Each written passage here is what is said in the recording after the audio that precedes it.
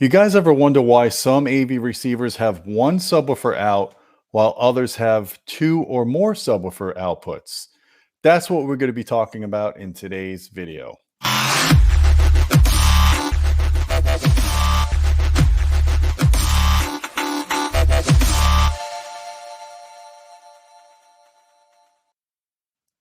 Hey folks, I'm Gene Delasala with Audioholics. I want to talk to you about a very important feature in AV receivers that is often overlooked by people. I see a lot of chatter on the forum sometimes where someone says you just need one subwoofer output to connect multiple subs using Y cables and you're set. The reality of that is, in most cases, you need to have multiple subwoofer outputs.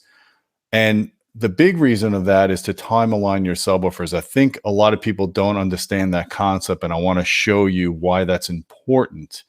First thing I want to tell you about is how to determine if an AV receiver only has one subwoofer output or if it has two subwoofer outputs, and if those two subwoofer outputs are independent or if they're just paralleled. So if you look at really closely at the fine print of AV receivers, just by looking at the back panel, you won't necessarily know. You'll see this example. This is a Denon 3700H. It's around $1,600. This one has two subwoofer outputs. Now, how do you know if these are independent or if they're just in parallel?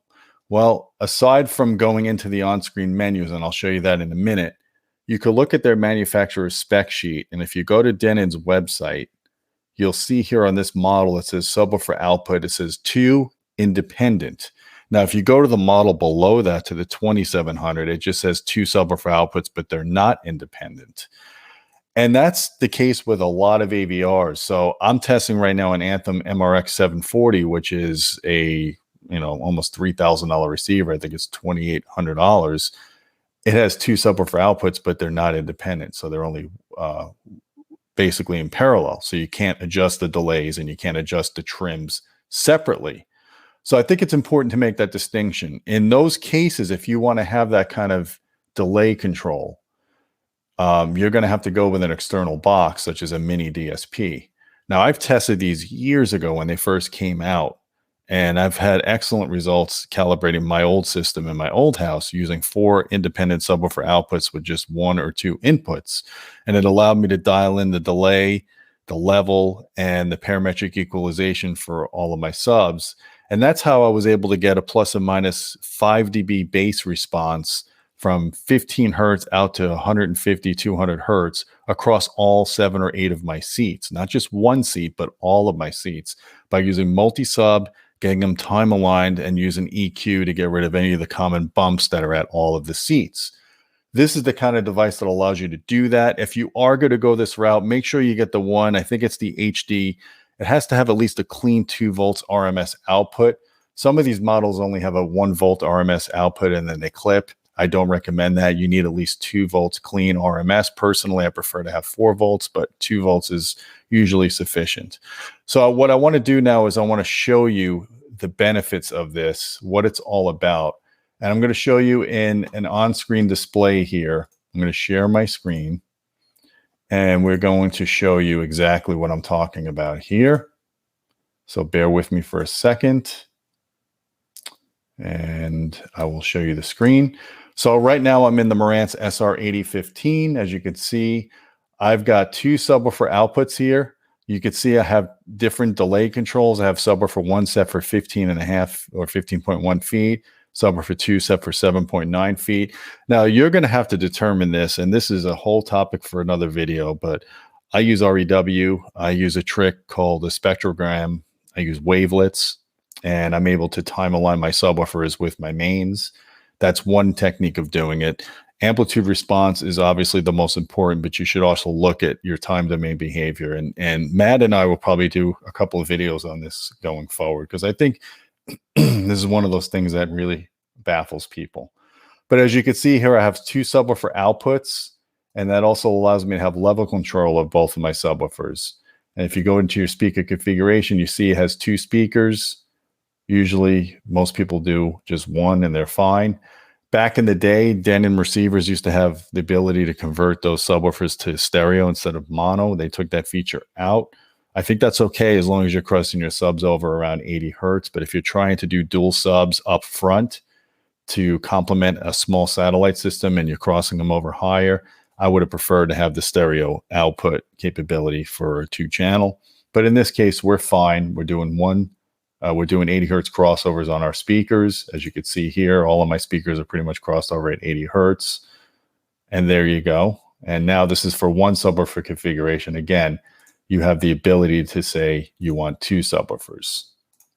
So I want to show you now some measurements that I pulled. Now this is in my primary theater room.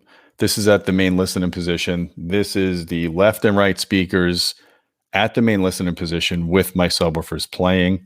As you can see, the bass response is very linear from about 60 hertz down to about 15 hertz.